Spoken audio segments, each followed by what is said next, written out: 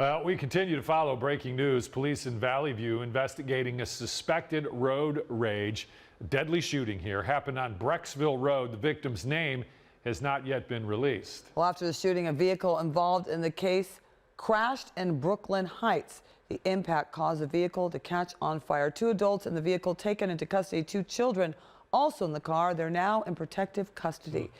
Over the past few years, experts say incidents of road rage have really been steadily rising all across the country, including those involving guns. Well, it's really frightening, isn't it? 19 investigator Mike Mason has been crunching the numbers for us all day today here in Northeast Ohio.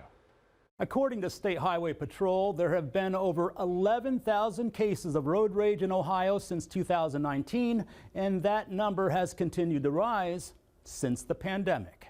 Since 2019, the Northeast Ohio counties that had the highest increase of road rage incidents include Stark, Summit, Medina, and Lorain.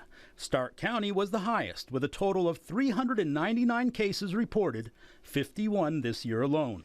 According to State Highway Patrol, last year the number of road rage incidents in Lorain County nearly doubled, jumping from 38 in 2022 to 70. The nation's largest gun violence prevention organization, called Everytown for Gun Safety, keeps track of Ohio's road rage incidents that involve a gun. Since 2022, they report 45 incidents with 13 killed and 32 wounded. AAA says most road rage incidents occur on freeways, intersections, and parking lots.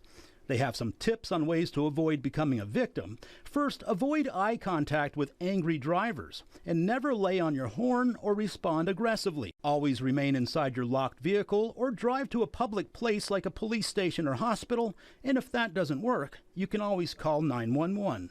AAA says the top 5 triggers for road rage include heavy traffic, feeling stressed, and running late. Mike Mason, 19 News.